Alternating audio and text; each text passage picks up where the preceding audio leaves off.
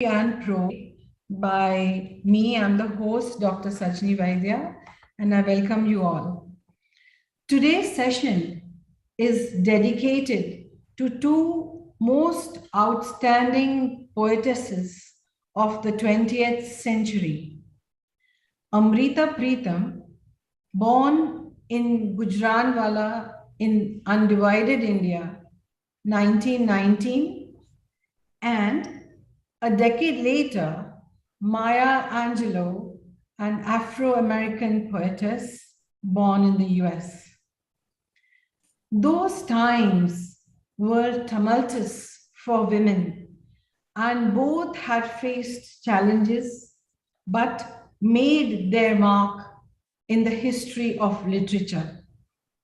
They lived their lives on their own terms. Though Amrita Pritam has written many novels, about 100 to her credit, her most well-known work is a novel called Pinjar, which depicts the horrific crimes that were committed against women during the partition in 1947. For this work, she has been awarded the Sahitya Academy Award. Maya Angelou had also a very traumatic childhood, but she grew out of that. She was a poet, a dancer, a singer, a social activist, and went on to become a world-famous author. So today we will celebrate their work. I spent an amazing couple of days looking through their work and have selected a few excerpts from their poems, especially Amrita Pritam's, which I would like to share with you. बरसों की आरी हंस रही थी, घटनाओं के दांत नोकीले थे, अकस्मात एक पाया टूट गया, आसमान की चौकी पर से शीशे का सूरज फिसल गया, आंखों में कंकड़ चिथरा गए और नजर जख्मी हो गई, कुछ दिखाई नहीं देता, दुनिया शायद अब भी बसती है. Then in another poem she writes, मेरा शहर एक लंबी बहस की तरह है, सड़कें बेतुकी दलीलों सी और गलियां इस तरह जैसे एक बात को कोई घसीटता इधर कोई उधर. In another poem she writes, मुझे वो समय याद है जब धूप का एक टुकड़ा सूरज की उंगली थामकर अंधेरे का मेला देखता उस भीड़ में कहीं खो गया. Then you see a touch of spirituality in this. मेरी सेज हाजिर है, पर जूते और कमीज की तरह तू अपना बदन भी उतार ले, उधर मूढ़े पर रख दे, कोई खास बात नहीं, बस अपने अपने देश का रिवाज है. So you see the depth in her poems. And now I would request Niren ji to recite the poem that he has selected, मैं तुझे फिर मिलूंगी. Dr. Niren Sachdeva is from Bangalore, retired neurosurgeon, and I welcome him to recite his poem today. Can you please put on your... Can you hear me, Sajni? Yes, we can. Thank you. Yes. So, should I start? Yes, please. Please recite. Okay. Okay. So, good evening, everybody. Sajni ji, namaste. Namaste. चलिए तो मैं शुरू करता हूँ. जी जी. हाँ जी. तो poem का शीर्षक है मैं तुझे फिर मिलूंगी. कहाँ कैसे पता नहीं, कहाँ कैसे पता नहीं, शायद तेरी कल्पनाओं की प्रेरणा बन तेरे कैनवस पे उतरूंगी, तेरे कैनवस पर उतरूंगी, या तेरे कैनवस पर एक रहस्यमय लकीर बन खामोश तुझे देखती रहूंगी। मैं फिर तुझे मिलूंगी, कहाँ कैसे पता नहीं, मैं फिर तुझे मिलूंगी, कहाँ कैसे पता नहीं। या सूरज की लौ बनकर तेरे रंगों में घुलती रहूंगी, या रंगों की बाहों में बैठकर तेरे कैनवस पर बिछ जाऊंगी। पता नहीं किस तरह पर तुझे जरूर मिलूंगी, पता नहीं किस तरह पर तुझे जरूर मिलूंगी। या फिर एक चश्मा बनी जैसे झरने से पानी उड़ता है, मैं पानी की बूंदें तेरे बदन पर मलूंगी, और एक शीतल एहसास बनकर तेरे सीने से लगूंगी। मैं और तो कुछ नहीं जानती, मैं और तो कुछ नहीं जानती, पर इतना जानती हूं कि वक्त जो भी करेगा ये जन्म मेरे साथ चलेगा। ये जिस्म खत्म होता है तो सब कुछ खत्म हो जाता है, ये जिस्म खत्म होता है तो सब कुछ खत्म हो जाता है, पर यादों के धागे कायनात के लम्हे की तरह होते हैं। मैं उन लम्हों को चुनूंगी, उन धागों को समेट लूंगी। मैं फिर तुझे मिलूंगी, कहाँ कैसे पता नहीं, मैं फिर तुझे मिलूंगी, कहाँ कैसे पता नहीं। Amrita Pritam ji, thank you. Thank you so much. यादों के धागे कायनात के लम्हों की तरह होते हैं, मैं उन लम्हों को चुनूंगी, उन धागों को समेट लूंगी, मैं तुम्हें फिर मिलूंगी। Wonderful, thank you so much. My place. Nalini Popat, are you ready with your selection? That's another beautiful poem by Amrita Pritam. Yes, very beautiful. And can I sing it? I'll just sing it. Oh, lovely. I'll That's try it. to. I am not very confident, but still Yes, I'll try. her selection is Ambar Ki Ek Pak Surahi, which was in one of the movies sung by Asha Bhosle. Yes, So yes. let us hear it from Nalini Popat from Thank Bangalore. you. Thank you. Hello, everybody. This is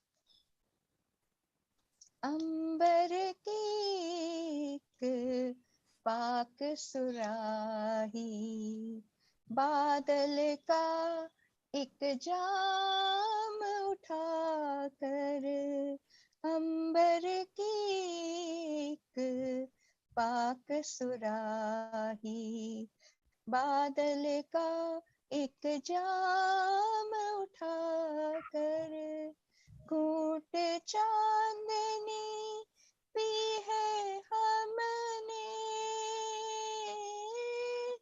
बात कुफर की है हमने, अंबर की एक पाक सुराही, बादल का एक जाम उठाकर,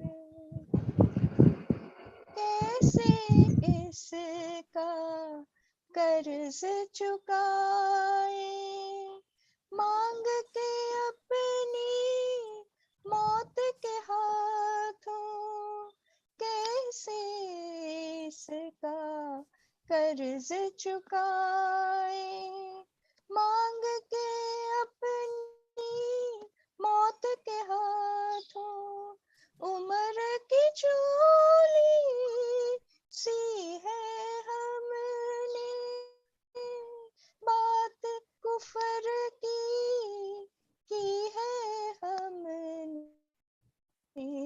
अंबर की एक पाक सुराही, बादल का एक जाम उठाकर, अपना इसमें कुछ भी नहीं है, अपना इसमें कुछ भी नहीं है, कुछ भी नहीं है, रोज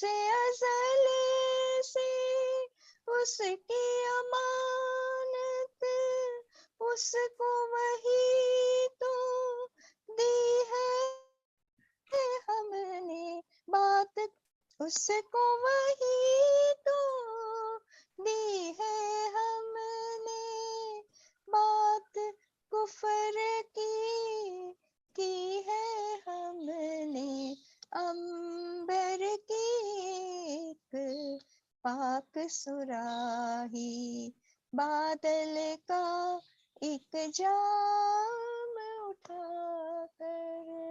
थैंक यू, धन्यवाद। Very sweet, very sweet. Thank you for singing it in your सुरीली आवाज, नवीन. We really enjoyed that. कैसे इसका कर्ज चुकाएं, मांग के अपनी मौत के हाथों, उम्र की झोली सी है हमने, बात कुफ्र की है हमने. वाह वाह, क्या कहें अमृता प्रीतम का. I will invite Anupam Kinger now to give us a critical evaluation of Amrita ji's fantastic body of work. Anupam is our most talented poetess from Bahrain, a dramatist, a storyteller, lots of things. Welcome, Anupam. Thank you, Sajni ji. First of all, my heartfelt, deepest appreciation to you for choosing Amrita Pritam. मुझसे अगर आप पूछें तो मेरे लहू में, मेरी धमनियों में अमृता बसती है. मैंने अमृता को पढ़ा है, महसूस किया है. और अगर मैं आपको एक ही कविता में अमृता प्रीतम नाम की उस एक पूरी की पूरी कायनात के बारे में बताना चाहूं तो वो है अमृता जी की एक बहुत ही मशहूर कविता जिसका नाम था वसीयत. आप जैसे जैसे इस कविता को पढ़ेंगे या सुनेंगे, आपको न सिर्फ उनके व्यक्तित्व, उनके कैरेक्टर, उनकी पर्सनालिटी का पता चलेगा, बल्कि आपको ये समझ आएगा कि अमृता क्या है. तो मैं अपनी बात इस कविता से शुरू करना चाहूंगी. इस कविता का शीर्षक है वसीयत और इसमें अमृता कहती हैं, मैं अपने पूरे होशो हवास में लिख रही हूं आज. एक्चुअली वो पंजाबी में लिखा करती थी, तो ये जितनी भी हम आज कविताएं पढ़ रहे हैं ये उनकी पंजाबी कविताओं का हिंदी में तर्जुमा है, ट्रांसलेशन है, अनुवाद है. तो इसकी रूह कहीं पंजाब के खेतों में बसती है. आप सोचिए अगर आप यूं सुन रहे होते कि आज अपने पूरे होशो हवास विच लिख रही हां मैं वसीयत अपनी, मेरे मरण दे बाद खंगालना तुसी मेरा कमरा, टटोलना हर एक चीज नू, घर भर दे बिना ताले दे मेरा समान बिखरा होया.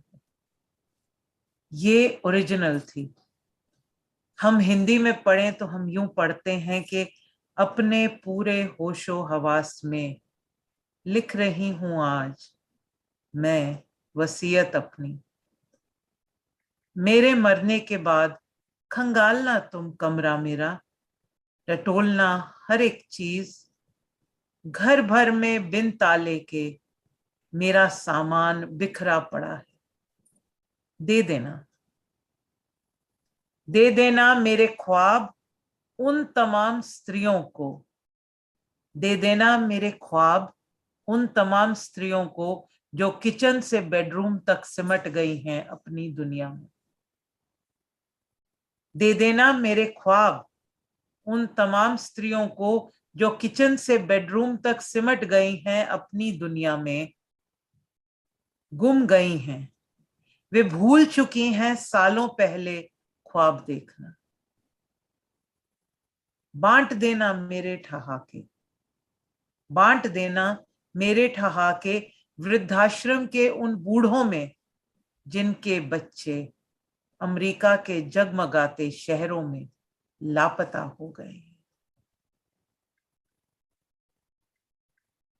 टेबल पर मेरे देखना, टेबल पर मेरी देखना, कुछ रंग पड़े होंगे, इस रंग से रंग देना तुम उस बेवा की साड़ी। टेबल पर मेरे देखना, कुछ रंग पड़े होंगे, इस रंग से रंग देना तुम उस बेवा की साड़ी, जिसके आदमी के खून से बॉर्डर रंगा हुआ है, जिसके आदमी के खून से बॉर्डर रंगा हुआ है। तिरंगे में लिपट कर वो कल शाम सो गया है, तिरंगे में लिपट कर वो कल शाम सो गया है। आंसू मेरे दे देना तमाम शायरों को, आंसू मेरे दे देना तमाम शायरों को, हर बूंद से होगी गजल पैदा, ये मेरा वादा है।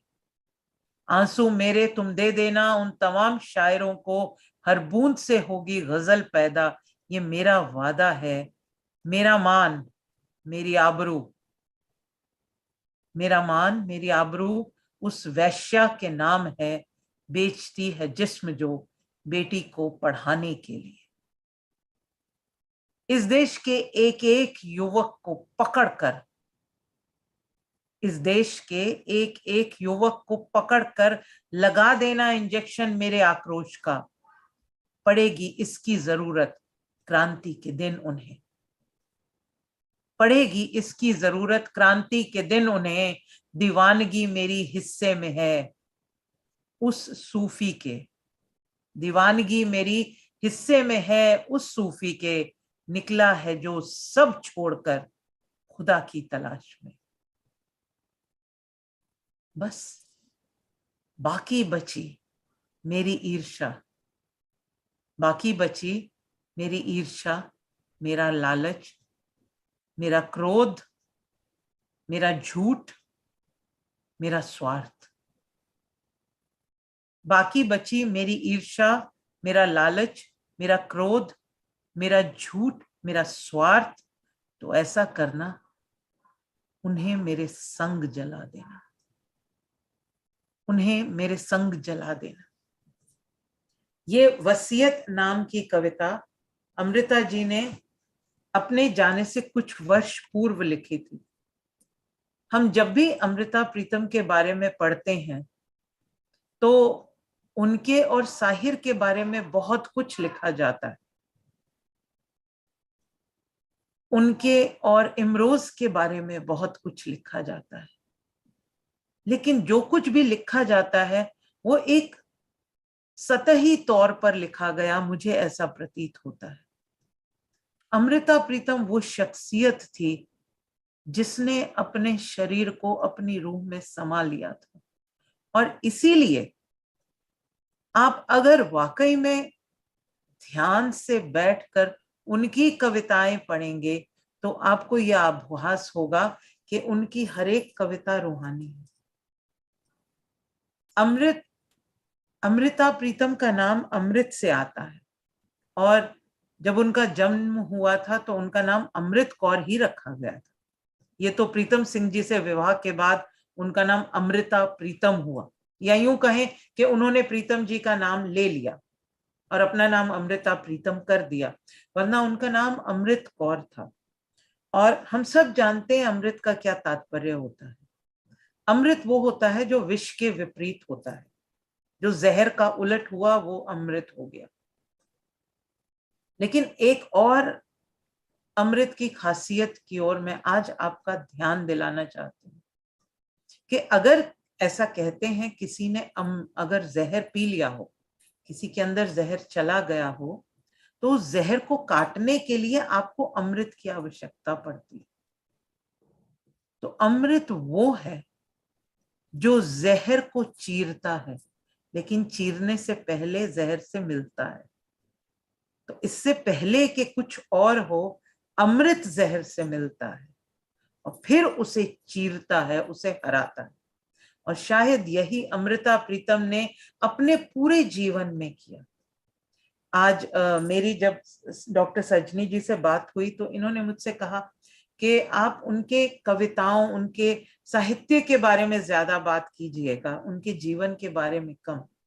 और मैंने तब भी इनसे कहा था कि उनके जीवन को उनके साहित्य से पृथक मैं कर ही नहीं सकती, क्योंकि वो एक ऐसा आईना थी कि जो उनका जीवन था वही उनका साहित्य था, और जो उनका साहित्य था वही उनका जीवन था। उनके पिता एक सूफी भक्त थे जो विवाह करना ही नहीं चाहते थे। तो इसीलिए जब इनका जन्म हुआ लेकिन माता की मृत्यु हो गई, तो इन्हें घर में दो चीजें मिली, घर भर कर ये करो वो ना करो रिश्तेदारों का, और एक व्यक्ति पिता के रूप में जिसने कलम थमा दी कि जब भी परेशान हो जाओ लिखा करो। तो उनके लिए जो कलम है वो सिर्फ लिखने का जरिया नहीं था, उनके लिए जो कलम है वो अपने भीतर के अंदर के सच को उकेरने का जरिया थी। और इसीलिए मैं आपको उनकी दो छोटी छोटी कविताओं से आपका तारुफ कराती हूँ और उसके बाद आगे बढ़ते हैं। ये कविता उन्होंने तब लिखी थी जब वो पहली बार साहिर से अपने ही घर में मिली थी। जिस समय उनकी साहिर से पहली मुलाकात हुई थी, वो एक ब्याहता स्त्री थी, उनके 2 संतान थी, लेकिन उनके पति प्रीतम सिंह का कहना था कि अच्छा तुम कविता लिखती हो तो जाओ कवि सम्मेलन में हो आओ। और देखिए ये बात तब की है जब भारत स्वतंत्र भी नहीं हुआ था, ये आजादी से पहले की बात है। उस समय इतना बड़ा कदम एक स्त्री के लिए उठाना, अपने आप बस में चढ़कर दूसरे शहर जाना, कवि सम्मेलन में भाग लेना बहुत बड़ी बात थी। और वहां पर साहिर से मिलना और साहिर के लफ्जों में ऐसा खो जाना कि बस फिर कभी उभर ही ना पाना, ये अमृता के अंदर के प्रेम की असीम सीमा थी। और उसके बाद जब साहिर इनके मोहल्ले में आए और अक्सर इन्होंने उनको अपनी खिड़की से देखा, सिगरेट की दुकान के पास खड़े हुए, सिगरेट पीते हुए इनकी खिड़की की ओर देखते हुए, लेकिन अंदर ना आते हुए, तो इन्होंने साहिर से पुकार कर कहा कि भीतर चले आइए। और उनके जाने के बाद इन्होंने ये कविता लिखी जब वो पहली बार आए थे। इस कविता में ये कहती हैं, कविता का शीर्षक है पहचान। ये कहती हैं, तुम मिले तो कई जन्म मेरी नब्ज में धड़के, तुम मिले तो कई जन्म मेरी नब्ज में धड़के, वो मेरी सांसों ने तुम्हारी सांसों का घूंट पिया, तब मस्तक में कई काल पलट गए। तुम मिले तो कई जन्म मेरी नब्ज में धड़के, तो मेरी सांसों ने तुम्हारी सांसों का घूंट पिया, तब मस्तक में कई काल पलट गए। इस कविता में जहां एक तरफ आपको उनके असीम प्रेम का अनुभव होता है, और इसके बारे में मैं अभी एक और बात भी आपको बताऊंगी, वहीं आपको उनकी काव्यात्मक कला का भी अंदाजा होता है। वो कहती हैं, तो कई जन्म मेरी नब्ज में धड़के। नब्ज तो एक एक करके एक एक सांस पे धड़कती है। इन्होंने मानो अनेकों जन्म उस एक सांस में जी लिए, और इन्होंने कहा कि तुम्हें देखकर ऐसे लगा जैसे सभी जन्म जी लिए। और उसके बाद कहती है, मेरी सांसों ने तुम्हारी सांसों का घूंट पिया। हमने ये जुमला कई बार सुना है, we breathe in the same air, we were breathing in the same air. हमने ये कभी नहीं सुना कि तुमने सांस छोड़ी और उसे मैंने कबूल कर लिया। ये थी इनके प्रेम की परिकाष्ठा। इसमें एक ये बहुत छोटी सी कविता है, इसे मैं पूरा पढ़ना चाहूंगी। उसके बाद वो कहती है कि एक गुफा हुआ करती थी जहां मैं थी और एक जोगी। जोगी ने जब बाजुओं में लेकर मेरी सांसों को छुआ, तब अल्लाह कसम यही महक थी जो उसके होठों से आई थी। एक गुफा हुआ करती थी, इनका जीवन एक गुफा की तरह था।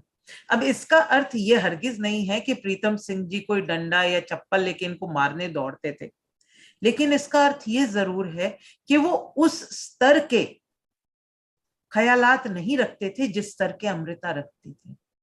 ये पंख लेकर जन्मी थी, ये सूफी के घर में जन्मी थी, इन्हें बंधन से कभी कोई सरोकार नहीं था, ये सिर्फ प्रेम करती थी। और प्रीतम सिंह जी एक साधारण मनुष्य, जिन्हें पति पत्नी स्त्री बच्चे घर कारोबार ये चीजें समझ में आती थी। इन्होंने एक और जगह कहीं अपनी एक इंटरव्यू में भी कहा था कि प्रीतम सिंह जी और मैं दो अलग अलग ढांचों में बनाए गए थे, तो कैसे उनमें एक पानी भर पाते। इसके बाद वो कहती हैं कि जहां मैं थी और एक जोगी था, वो जोगी इनके पिता थे, उसकी याद हमेशा इनके साथ रही। जोगी ने जब बाजुओं में लेकर मेरी सांसों को छुआ, तब अल्लाह कसम यही महक थी जो उसके होंठों से आई थी। वही महक, वही आजाद कविता लिखने का शौक, लिखने का जज्बा, लिखने की हिम्मत जो इनके पिता में थी, वही इनको साहिर में मिली और इसीलिए साहिर ने इन्हें आकर्षित किया। और अंत में कहती हैं कि यही महक के ये कैसी माया, कैसी लीला कि शायद तुम भी कभी वो जोगी थे, या वही जोगी है जो तुम्हारी सूरत में मेरे पास आया है, और वही मैं हूं और वही महक है। एक बड़ी अजीब बात है, कहते हैं कि अमृता हमेशा जब भी साहिर आते थे तो ये बात नहीं किया करते थे। इनकी बात एक दूसरे से सिर्फ कविताओं के जरिए होती थी जो खत की तरह लिखकर भेजे जाते थे। लेकिन जब वो आते थे तो ये बस एक दूसरे के उपस्थिति में बैठे रहना पसंद करते थे, और साहिर अनेकानेक सिगरेट पी जाते थे, और वो अध जली सिगरेट अमृता अपने ट्रंक में छुपा कर रख देती थी। उन दिनों में ट्रंक हुआ करते थे, और जब भी ये लिखने बैठती तो उस सिगरेट को अपनी उंगलियों के बीच यूं घुमाती रहती थी, और उस एहसास के साथ ये कविता लिखती थी। और एक इन्होंने कविता लिखी, सिगरेट ये आग की बात है, तूने ये बात सुनाई है, ये जिंदगी की वो ही सिगरेट है जो तूने सुलगाई है।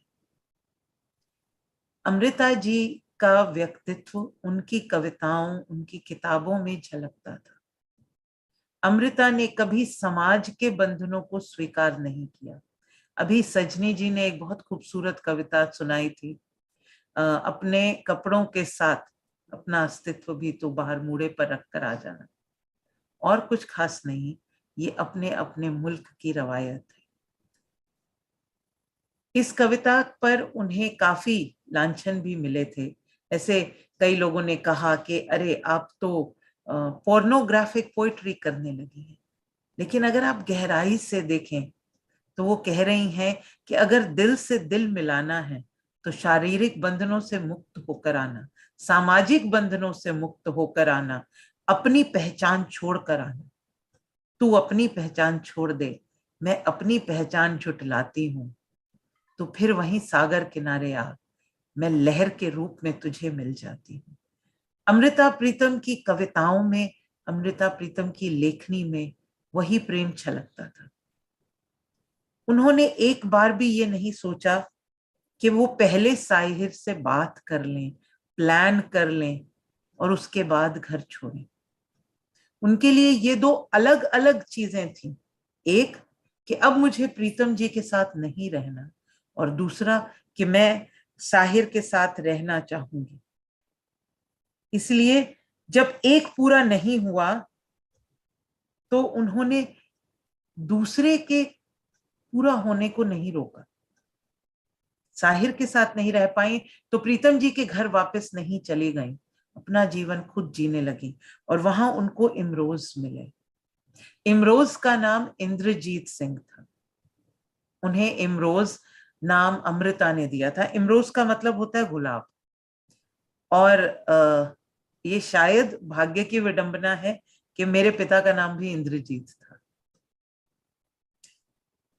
इमरोज वो व्यक्ति जो कि रंगों से कहानियां बता देते थे, चित्रकार थे, और अमृता ने उनके प्रेम को ऐसा ढाला कि अमृता के जाने के बाद वो कवि हो गए।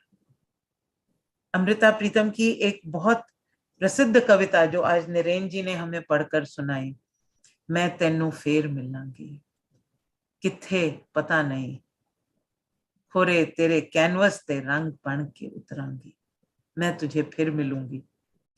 उस कविता के जवाब में इमरोज ने उनके जाने के बाद कविता लिखी। वो कह के गई थी कि फिर मिलेगी, मगर अभी तक मिली नहीं। और ऐसा कहते हैं कि अमृता और इमरोज के घर में एक पूरा कमरा था जहां पर इमरोज ने सिर्फ अमृता की तस्वीरें बना बना कर लगाई थी। उनका रिश्ता, उनका रिलेशनशिप बहुत ही प्रैक्टिकल था। एक रोटी बना रहा है, एक सब्जी बना रहा है, इकट्ठे उनके दोनों बच्चों को स्कूल छोड़ने जा रहे हैं, पैदल जाकर सब्जी लेकर आ रहे हैं।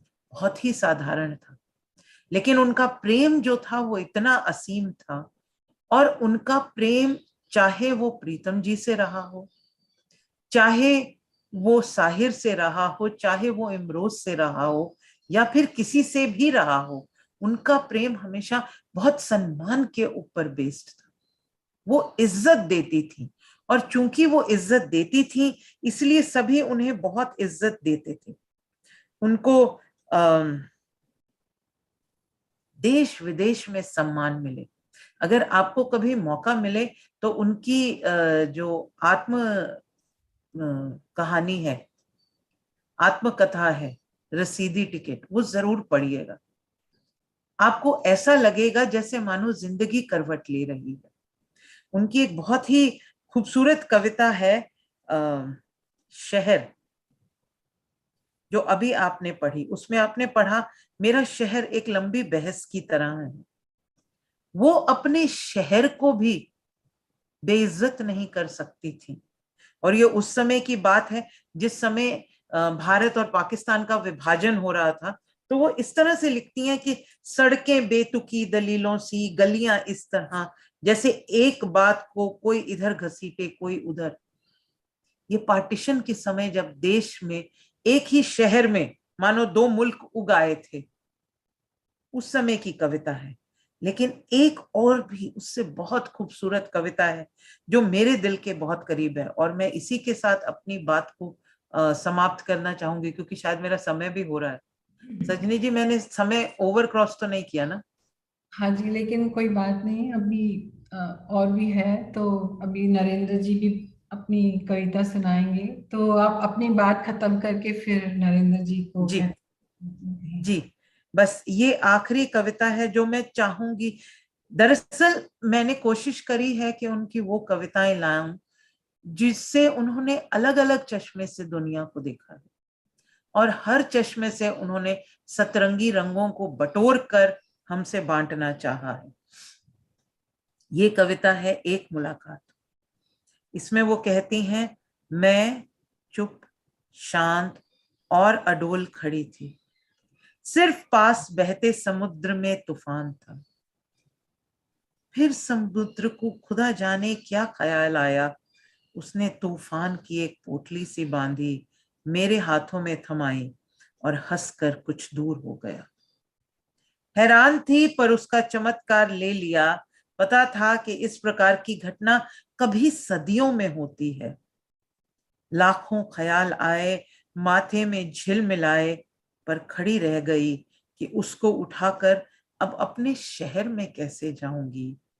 मेरे शहर की हर गली संकरी, मेरे शहर की हर छत नीची, मेरे शहर की हर दीवार चुगली। सोचा कि अगर तू कहीं मिले तो समुद्र की तरह इसे छाती पर रखकर हम दोनों किनारों की तरह हंस सकते थे, और नीची छतों और संकरी गलियों के शहर में भी बस सकते थे। पर सारी दोपहर तुझे ढूंढने बीती, और अपनी आग का मैंने आप ही घूंट पी लिया। मैं अकेला किनारा, किनारे को गिरा दिया, और जब दिन ढलने को था, समुद्र का तूफान समुद्र को लौटा दिया। अब रात घिरने लगी तो तू मिला है, तू भी उदास, चुप, शांत और अडोल। मैं भी उदास, चुप, शांत और अडोल। सिर्फ दूर बहते समुद्र में तूफान है। ये कविता उन्होंने प्रेम के लिए लिखी थी। वो प्रेम जो कि उन्हें मिला तो वो घबरा गई, उन्हें पता नहीं था कि मैं एक पत्नी, मैं एक माँ, मैं एक बहू, रिश्तों में बंधी हुई क्या इस प्रेम को स्वीकार कर पाऊंगी। वो प्रेम जो उन्हें साहिर के लिए मिला था, जिस प्रेम को वो अपने हाथों में लिए गली गली ढूंढती फिरी कि कब साहिर मिले और वो प्रेम शहर में पनप सके। वे साहिर के साथ जीना चाहती थी पर नहीं मिला। मिला तो इमरोज के स्वरूप में, और जब मिला तब तक उनकी बहुत उम्र हो चुकी थी। उन्होंने एक बार इमरोज से कहा था कि तुम मुझे जीवन की सांझ के ढलने पे मिले हो, काश के दोपहर में मिलते। और इसीलिए उन्होंने इमरोज के लिए लिखा था, मैं तेनू फेर मिलांगी। लेकिन मैं अमृता प्रीतम को पढ़ती हुई, अमृता प्रीतम को अपने अंदर समाती हुई ये दुआ करती हूँ कि जब वो कहती हैं मैं तेनू फेर मिलांगी, तो वो ये सिर्फ इमरोज से नहीं कह सकती, क्योंकि उनके जीवन का कैनवस इतना बड़ा, इतना विस्तृत था। मुझे लगता है वो हम सबसे कह रही हैं कि मैं तेनू फेर मिलांगी, और वो जरूर आएंगी एक नए रूप में, लेकिन उसी कलम के साथ जो उनके पिता ने उन्हें दी थी, Thank you और so उसी आग के साथ। बहुत wonderful. बहुत धन्यवाद। Thank you so much, Anupam. That was really wonderful. You really had Beautiful, beautiful. absolutely drowned yourself in Amrita Pritam. बहुत खूबसूरत सजनी जी, बहुत खूबसूरत। It brought tears in Even our eyes. even Yes. we were drowned in it, you know. क्या है, अमृता प्रीतम की सब कविताओं को अपने अंदर समा लिया है। बहुत ही खूबसूरत अनुपम, थैंक यू सो मच। मैं नरेंद्र जी से विनती करूंगी कि वो अपनी पढ़ें कविता जो उन्होंने सिलेक्ट की है। हाँ जी, नमस्कार जी। नमस्ते जी। मेरी वर्षान, मेरी आवाज आ रही है? जी बिल्कुल आ रही है। शुक्रिया। This is also one of a very well-known poems. हाँ by जी, मैं पंजाबी तो हूँ, लेकिन पंजाबी सिर्फ बोल सकता हूँ, समझ सकता हूँ और उसको रोमन में लिखता हूँ, क्योंकि मेरे साथ डॉक्टर सजनी ने आज मेरा बहुत बढ़ा दिया मान। डॉक्टर सजनी, आपने आज मेरा बहुत बढ़ा दिया मान, क्योंकि मुझे अब पता चला कि अमृता प्रीतम और मेरा एक ही है जन्म स्थान। गुजरांवाला में वो तो 1919 में पैदा हुई थी, और 1919 में तो मेरी मदर पैदा हुई थी, तो इस नाते वो माँ भी हमारी समझिए, या हमारी कवित्री बहन समझिए, जैसे आप हमारी बेटी भी हैं, बहन भी हैं। तो मुझे तो बड़ी खुशी हुई। बाकी मैंने इनका कोई इतना पढ़ा नहीं था। आज बहुत बहुत शुक्रिया आपके साथ अनुपम जी का, जिन्होंने इतने पन्ने पलट दिए उनकी जिंदगी के, कि हमें बड़ा लगा कि हमेशा जो है, जब किसी को कोई चोट लगती है, तभी वो गायक, तभी वो एक अच्छा शायर, कवि बन सकता है। जैसे कि अमृता प्रीतम में शायद मैंने जिंदगी में 1957 में अंबाला में मैंने किसी के घर में रेडियो पे अमृता प्रीतम जी का सबसे पहले नाम सुना था। नरेंद्र पंजाबी लिखनी पढ़नी नहीं आती, तो अब मैं आपके आगे जो उनकी कविता रख रहा हूँ, वैसे तो इन्होंने हर एक उनके अंश को छुआ है अनुपम जी ने, बहुत बढ़िया। तो उनकी मुझे ये बहुत अच्छी एक नज्म कविता लगी है, जो मैं आपके समक्ष प्रस्तुत कर रहा हूँ। जी जी।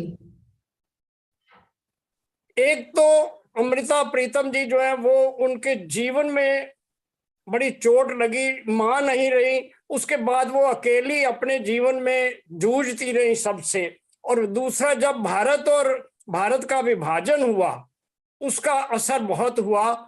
तो मैं उसी के ऊपर जो उन्होंने लिखा है, उन दिनों वारिस शाह एक सूफी कवि थे, शायर, जिनका नाम बहुत प्रसिद्ध था, हीर रांझा और ऐसी ऐसी जो उन्होंने लिखी थी। तो और उन दिनों ये बहुत थी कि उन्होंने लिखा, आज आखां वारिस शाह नूं कितों कबरां विचों बोल। अज आखां वारिस शाह नूं किथों कबरां विचों बोल, ते अज किताबे इश्क दा कोई अगला वर्का फोल। वो वारिस शाह से अपील कर रही हैं कि आप ये दुख दर्द जो मैं कह रही हूं इसको भी बयान करो। ते अज किताबे इश्क दा कोई अगला वर्का फोल, एक रोई सी धी पंजाब दी। अब ये उनकी स्वयं की कथा है चोट खाने के बाद। एक रोई सी धी, धी दा मतलब लड़की बेटी। एक रोई सी धी पंजाब दी, तू लिख लिख मारे वैन, अज लखां धीयां रोंदियां तेनू वारिस शाह नू कहन। जब विभाजन हुआ तो वो एक लड़की नहीं अनेकों लाखों लड़कियों के साथ में विचार हुए, तो वो कहते हैं कि उसको भी बयान करो। उठ उठ दर्द मंदा दिया दर्दिया, उठ दर्द मंदा दिया दर्दिया, उठ तक ले अपना पंजाब। ये अंतिम पंक्ति बहुत दिल को छूने वाली है। उठ दर्द मंदा दिया दर्दिया, उठ तक ले अपना पंजाब, अज वेले लाशां विछियां ते लहू दी भरी चुनाव। अज वेले लाशां विछियां ते लहू दी भरी चुनाव। पंजाब का नाम पंजाब इसीलिए था कि 5 आब, आब मतलब पानी, 5 नदियों का पंजाब माना जाता था बड़ा प्रसिद्ध, कि सतलुज व्यास रावी चुनाव। तो चुनाव जो नदी थी वो कहती है कि चुनाव नदी, वो जो भारत विभाजन हुआ उसमें इतने व्यभिचार हुए कि वो बेटियों के खून से लाल हो गया उसका पानी। अब उन्होंने जो अपने लिखा कि मुझे पल भर के लिए आसमान को मिलना था, पर घबराई हुई खड़ी थी कि बादलों की भीड़ से कैसे निकल गुजरूंगी। और शादीशुदा जिंदगी, जैसे उन्होंने बताया अभी किंगर जी ने, मर्द ने औरतों के साथ अभी तक सोना ही सीखा है, जागना नहीं। इसलिए मर्द और औरत का रिश्ता उलझनों का शिकार रहता है। औरत को जीतने में या उसे समझने में किसी मर्द की दिलचस्पी नहीं। मर्द की दिलचस्पी उसको सिर्फ छीन लेने में है। बुरा आदमी उस समय और भी बुरा हो जाता है जब वह अच्छा होने का ढोंग करता है। शुक्रिया आपका बहुत बहुत, आपने मेरे को चांस दिया और मेरे को अमृता मृतुंजय जी से मिलवा दिया। Thank you so much Narendra ji, बहुत ही ब्यूटीफुल कविता थी जो आपने सिलेक्ट की थी।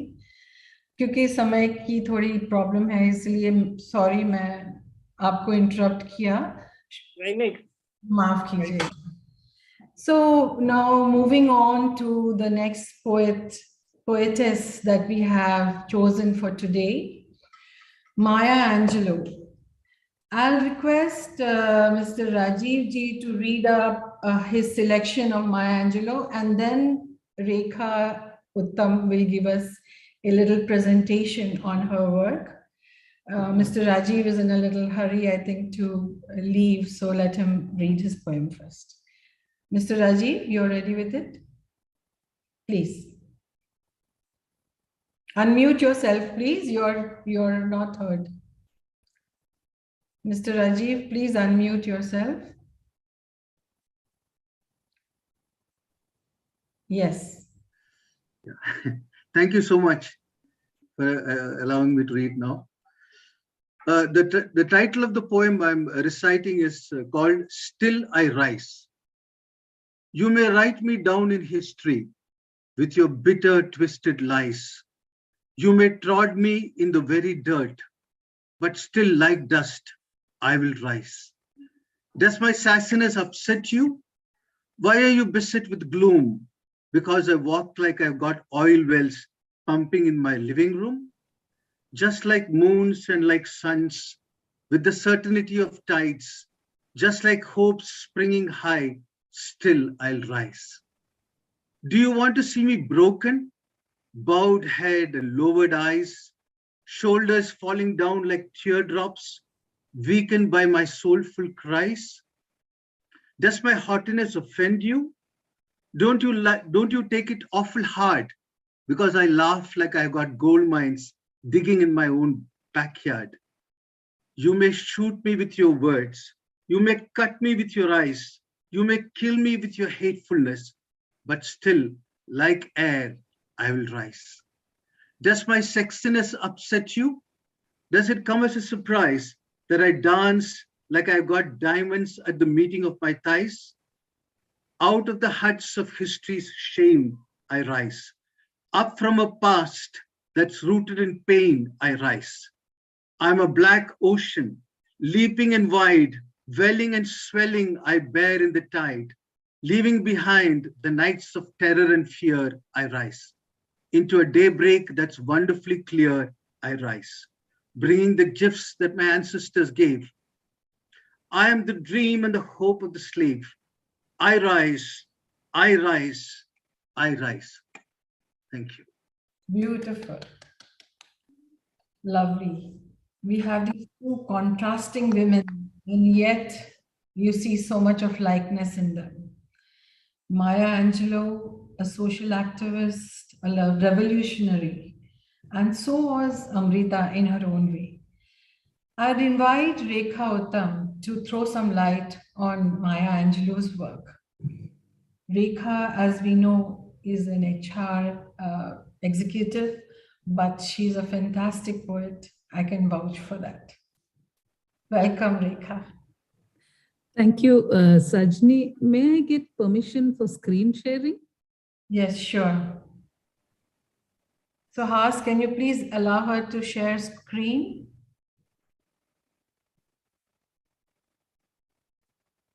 You can try. It's disabled for me. Are you the host of the meeting? Then probably you can. Please try, ma'am, again. Yeah, sure. Just let me try. Yeah, now it's fine.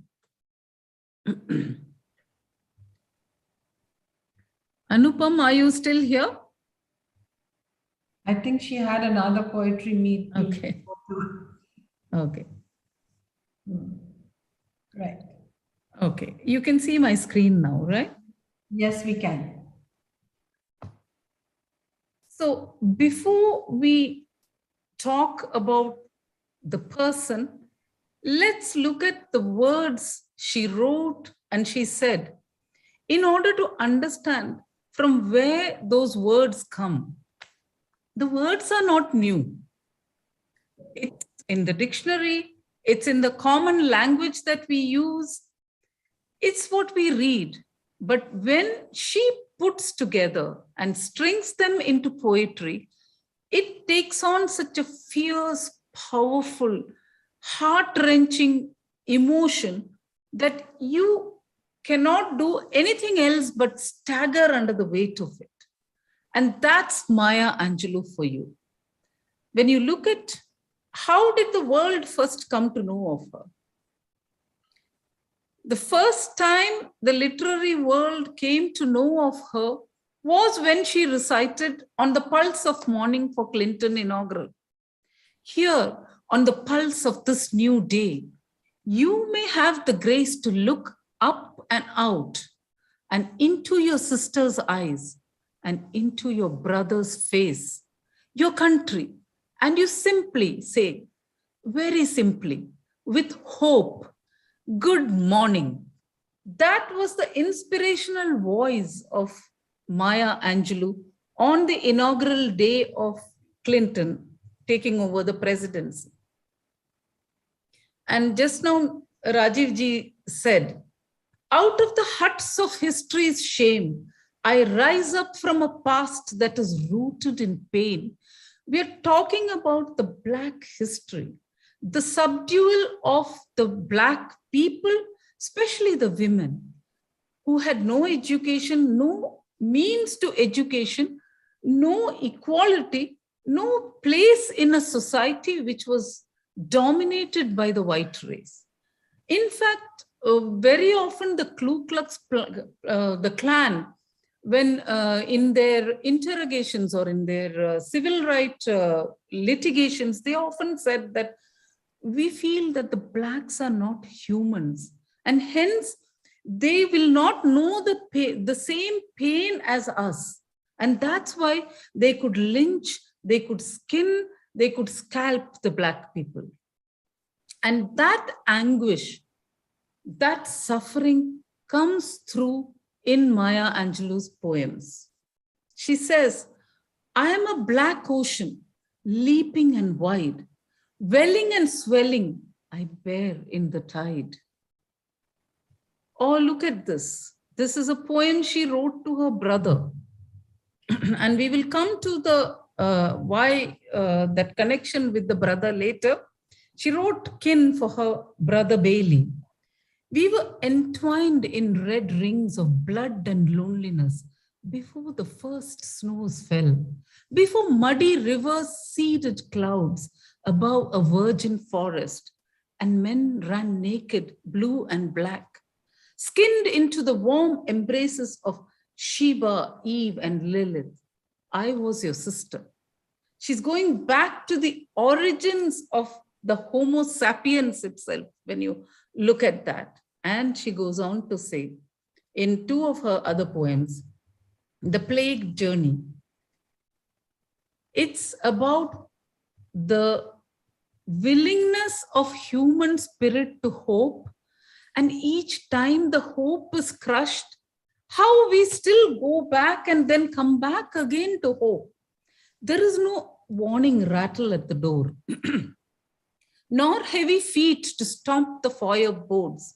Safe in the dark prison, I know that light slides over the fingered work of a toothless woman in Pakistan.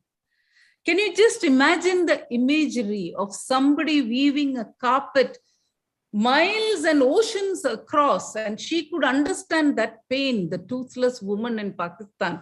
The rattle comes across the carpet that she has. That's what she's talking about. A bone of fear clogs my throat. It's upon me. It's sunrise. With hope, its arrogant rider. And then comes the evening when the hopes are dashed. Gloom crawls around, lapping lasciviously between my toes at my ankles, and it sucks the strands off my hair. It forgives my heady fling with hope. I am joined again into its greedy arms because you dare to hope again. So you go back into those greedy arms. That's what she's talking about. And look at this contemporary imagery of California and New York, where she experiences racism. She experiences a kind of humiliation, a debasement that would have crushed any other human being, but still she rose. And that is the crux of everything, that we need to rise. And that's what she says. The eye follows, the land slips upward. This is California. Creases down forms the gentle buttocks of a young giant. In the nestle, old adobe bricks washed off, whiteness paled to umber, await another century. That the whiteness needs to include the blackness. That's what she's saying. Curtains forcing their will against the wind. Children sleep, exchanging dreams with the seraphim. The city drags itself awake on subway straps, and I, an alarm awake as a rumor of war, lie stretching into dawn, unasked and unheeded. How people are neglected in the bustle of the so-called power structures that rule the world, and that's what she's talking about. So who was this person? She was born Marguerite Johnson, and her brother named her Maya. And Maya does not come from the Indian, this thing. It was an African-American way of saying my sister, Maya's sister. So Maya became Maya, And she took the Angelou surname from one of her husbands, Tosh Angelou's, whom she divorced later. The biggest tragedy of her life was that she was raped by her mother's boyfriend when she was just 8 years old. And she told it to her family, and one of her uncles went and kicked that guy to death. Her tender soul was so frightened, so scarred, because she thought that her words had the power to kill. So for the next 5 years, she was mute. She didn't utter a word. She was so afraid to speak that she felt that her words could go and kill somebody, and she didn't want that. Later in life, she has very often said that when she was traumatized, being or mutism or going mute helped her reconcile with those emotions. How did she grow up? Her mother moved towns, had different husbands. She and her brother were dragged between the father and the mother. Hardly an education at that time. And she wanted to be a dancer and a singer. And she recorded poetry, other people's poetry. But she got into the typical Black upbringing where she got pregnant at the age of 16 and had her son. That was the only son she had. And in order to bring him up, she worked as a waitress at nightclubs. She kind of delved into prostitution for a while, into drugs, into being a member of strip clubs, an employee of strip clubs, where she used to sing and dance, and then she was discovered by a theater group. And she says that from that unholy existence came sustenance, because that theater group happened to come there and spot her. And then she toured Europe for the show Porgy and Bess for almost 4 years. Then she met Martin Luther King, and she was involved in the civil rights. With her son, she went to Ghana, and he had an accident, and then she lived in Ghana for quite a number of years.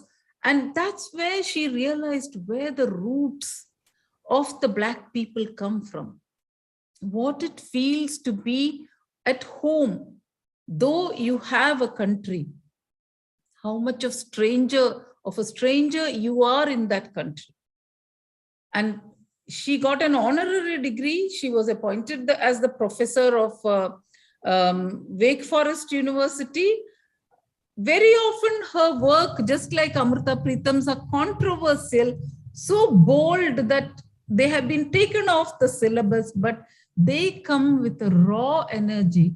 Both were pragmatic, practical women who didn't fit into the framework that a masculine society constructed as to what feminine should be. They broke those barriers in order to be themselves. And that is the biggest courage.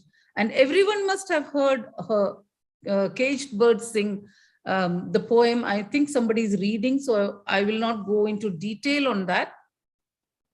But she says, this is from I Know Why the Caged Bird Sings, one of the stanzas. Ritty, don't worry, cause you ain't pretty. Plenty pretty women I see digging ditches or worse. You smart. I swear to God, I'd rather you have a good mind than a cute behind.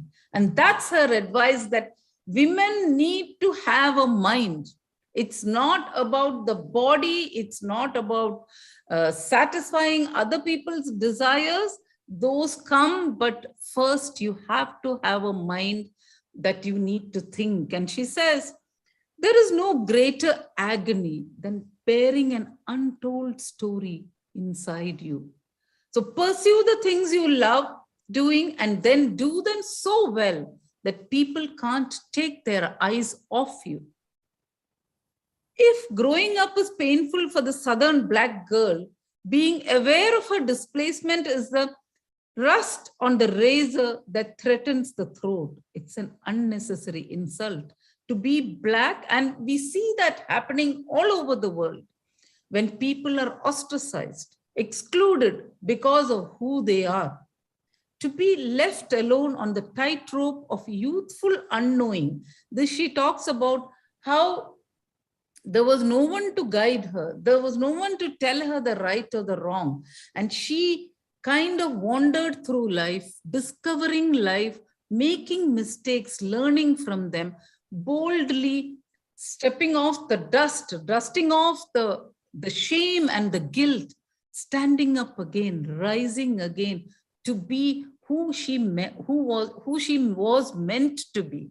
And that is the beauty of Maya Angelou. And she says that to walk the tightrope of youthful unknowing is to experience the excruciating beauty of full freedom and the threat of eternal indecision, because you don't know what you are, who you are, and where you are. She used to be interested in cooking.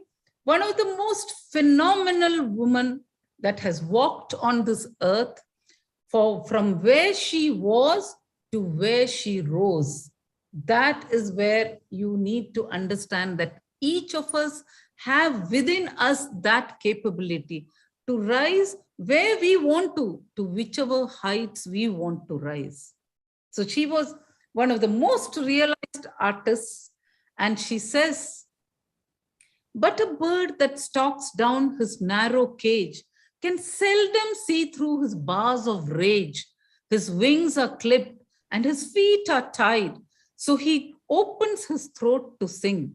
But a free bird thinks of another breeze and the trade winds soft through the singing trees and the fat worms waiting on a dawn, bright lawn, and he names the sky his own. Her life is a calling for all women or all people who are downtrodden to name the sky as our own. Thank you for listening. Back to you, Sajni. Wonderful, wonderful. I knew I could depend on you to do an exceptional job. Thank you. Thank you, Sajni. I enjoyed preparing for it, and you guys are such a lovely audience. So it's a come back here again. The power that made Maya Angelou the phenomenal woman that she was. I'd like to read that poem of hers. It's called Phenomenal Woman, which she wrote in 1978, back in 1978. Pretty women wonder where my secret lies. I'm not cute or built to suit a fashion model's size. But when I start to tell them, they think I'm telling lies. I say, it's in the reach of my arms, the span of my hips, the stride of my step, the curl of my lips. I'm a woman phenomenally. Phenomenal woman, that's me. I walk into a room just as cool as you please, and to a man, the fellows stand or fall down on their knees. Then they swarm around me, a hive of honeybees. I say, it's the fire in my eyes and the flash of my teeth, the swing in my waist and the joy in my feet. I am a woman phenomenally, phenomenal woman, that's me. Men themselves have wondered what they see in me. They try so much, but they can't touch my inner mystery. When I try to show them, they say they still can't see. I say, it's the arch of my back, the sun of my smile, the ride of my breasts, the grace of my style. I am a woman phenomenally, phenomenal woman, that's me. Now you understand just why my head's not bowed. I don't shout or jump about or have to talk real loud.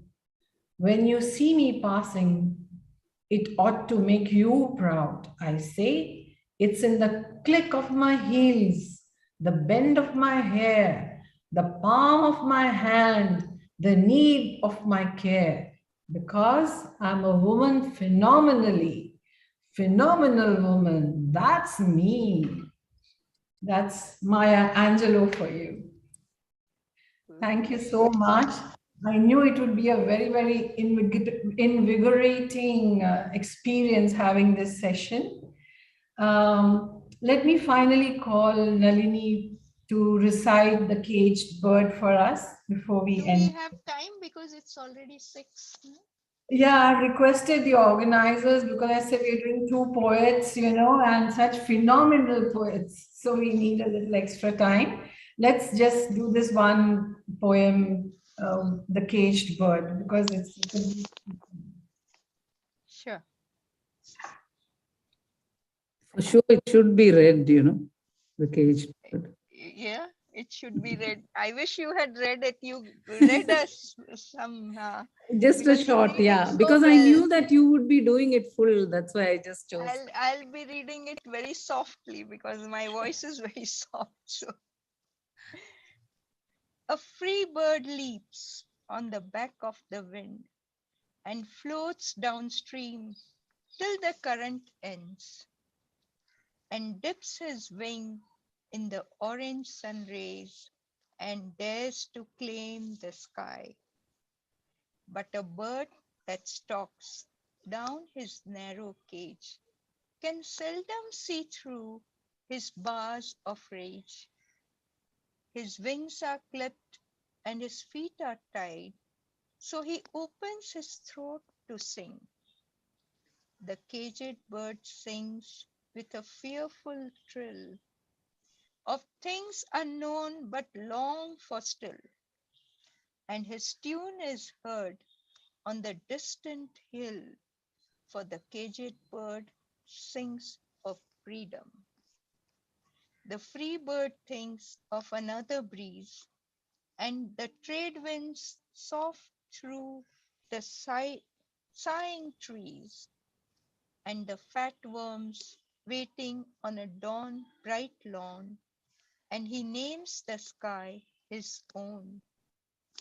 But a caged bird stands on the grave of dreams.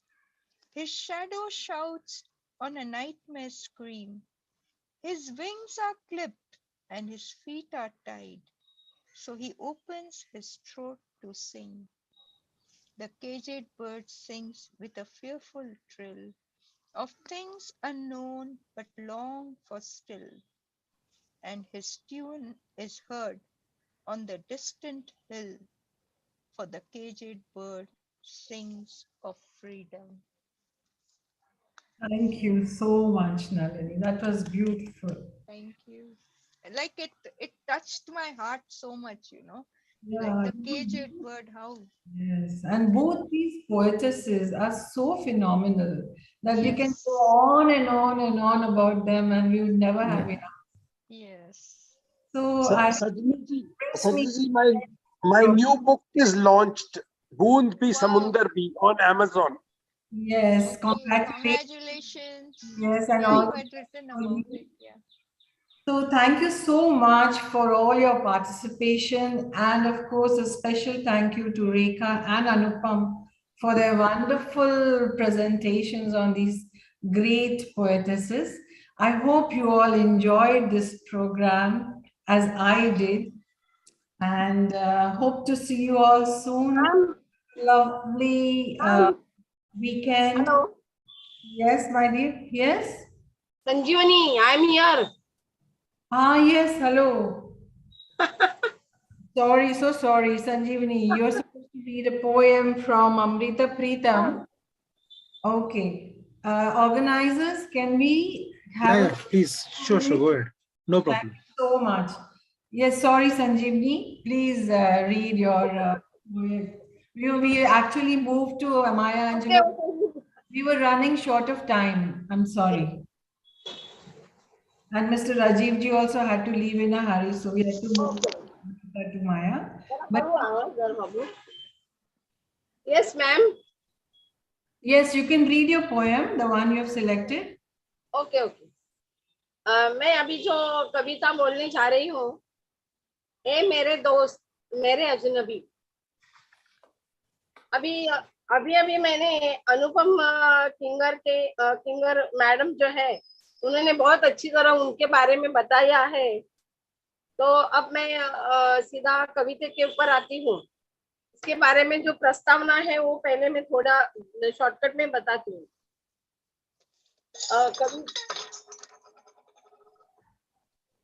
इतनी बड़ी दुनिया में कैसे हम जीते भला अकेले। हम तो कहने को कहते हैं मैं अकेली या अकेला रहता हूँ, लेकिन ऐसा कुछ भी नहीं होता हमारे साथ। जब हम शांति और संतोष या सुकून की जिंदगी की खोज ढूंढने के लिए पथ पर चलते हैं, लेकिन इस 100 करोड़ के देश में अकेले लड़ना मुमकिन नहीं है। खुद की उलझने सुलझाने में शायद किसी को फायदा हो जाए। कहते हैं कुछ दूर हमारे साथ चलो, हम जिक्र करेंगे गैरों का और अपनी ही कहानी सुनाएंगे। निगाहों से मिलाकर तो देखो, गैरों से या कोई अजनबी से रिश्ता पथ पर चलते चलते ही बनाकर तो देखो, हैरत नहीं होगी। क्योंकि यहाँ पर किसी का ना पहरा है, ना दीवार है, ना बंदिश होगी। सिर्फ प्यार भरी इधर उधर की बातें होगी, गले से गले लगाने की रिश्तेदारी होगी, घड़ी भर के लिए समझदारी होगी, ना कोई गिले शिकवे होंगे। रास्ते में मिले हुए अजनबी के साथ हम इतने घुल मिल जाते हैं जैसे पहले कभी हम मिले हैं क्या, यह सोचने के लिए मजबूर हो जाते हैं। फिर भी अपना कोई तो साथ में ऐसा महसूस होता है। हम अजनबी है तो क्या हुआ, एक दूसरे का हम हाले दिल भी बेझिझक कर बता देते हैं। उसकी और हमारे दरमियान फासले के बजाय नजदीकियां और बढ़ती है। एक साथ रास्ते पर से गुजरते या चलते चलते हम कहते हैं घर कभी आया करो, आप ही का घर है। किसी अजनबी से बात करने की मजा कुछ और होती है। कुछ हिसाब नहीं, किताब नहीं, सिर्फ होता है तो हाथों में हाथ। हम अपने जज्बात उनसे साझा करते हैं, खुद को हल्का महसूस करते हैं। संजीवनी जी, आप पोएट्री पे आ जाइए प्लीज। आ जाती हूँ। ए मेरे दोस्त मेरे अजनबी, एक बार अचानक तू आया, वक्त बिल्कुल हैरान मेरे कमरे में खड़ा रह गया। सांझ का सूरज अस्त होने को था पर न हो सका, और डूबने की किस्मत ओ भूल सा गया। फिर आदि के नियम ने एक दुहाई दी और वक्त ने उन खड़े क्षणों को देखा और खिड़की के रास्ते बाहर को भागा। वह बीते और ठहरे क्षणों की घटना। अब तुझे भी बड़ा आश्चर्य होता है और मुझे भी बड़ा आश्चर्य होता है, और शायद वक्त को भी। फिर वही गलती गवारा नहीं। अब सूरज रोज वक्त पर डूब जाता है और अंधेरा रोज मेरी छाती में उतर आता है। पर बीते और ठहरे क्षणों का एक सच है, अब तू और मैं मानना चाहे या नहीं यह और बात है। पर उस दिन वक्त जब खिड़की के रास्ते बाहर को भागा, और उस दिन जो खून उसके घुटनों से रिझा, वह खून मेरी खिड़की के नीचे अभी तक जमा हुआ है। वह खून अभी तक मेरे खिड़की के नीचे अभी तक जमा हुआ है। बहुत अच्छी तरह बताया है मैम ने। अमृता प्रीतम जी ने बहुत अच्छी तरह बताया है। उसके बारे में भी मैं थोड़ा बहुत कहूँ क्या, या टाइम हो गया है? हो गया है संजीवनी जी, थैंक यू। सॉरी। अच्छा, थैंक यू वेरी मच। और कमल जी कुछ कहना चाह रही थी एक्चुअली। कमल हाँ, सानिका। अमृता प्रीतम की कविता है। हाँ है प्रीतम। उनकी ए सानू काय मूर्ख है। समय हमारा खत्म। हाँ ये हो गया जरा, इसलिए थोड़ी गड़बड़। जी पढ़िए। सानिका। हेलो मैम, बस 1 मिनट में मैं बोलती। हेलो। हाँ जी, हाँ हाँ बस हो गया। आप अपना वीडियो ऑन रखिए प्लीज। तो हाँ वही तो बंद हो गया।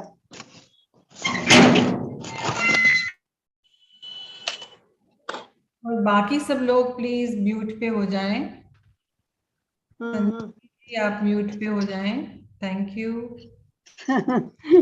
कमल जी आप वीडियो ऑन कीजिए, टाइम निकल रहा है। Thank you. हाँ हाँ मैं भी समझती हूँ, पर पता नहीं कैसा। 1 मिनट में सिर्फ।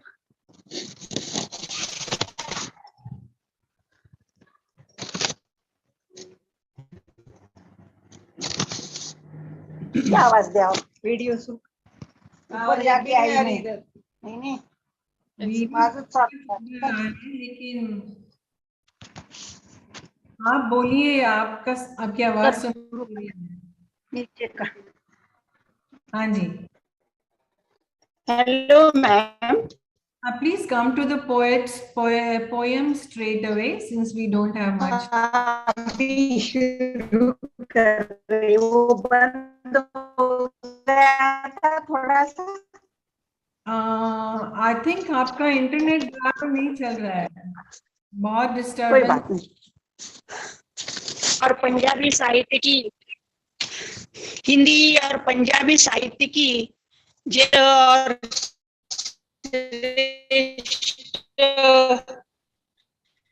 साहित्यिका अमृता का जन्म पाकिस्तान में 1919 में हुआ। डिस्टर्बेंस। सानू। हाँ। अमृता जी ने, पंजाबी साहित्य में अमृता जी का स्थान सबसे श्रेष्ठ माना जाता है। हाँ जी, आप उन्होंने लगभग आ जाएं सीधा। आवाज नहीं आ रही मैम। आपकी आवाज आ रही है, लेकिन आप प्लीज सीधा कविता पे आ जाएं, क्योंकि काफी कुछ बोल चुके हैं हम अमृता जी के बारे में। बोलिए। हाँ हाँ हाँ। हिंदी और पंजाबी साहित्य की श्रेष्ठ और ज्येष्ठ कवयित्री के रूप में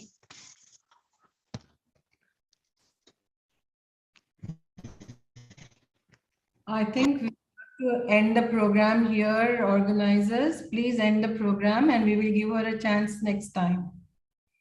Because there's a lot. Sure. Thank you all. Thank you very much for being today here. Thank you. Part of this program. Thank you very much. Thank you.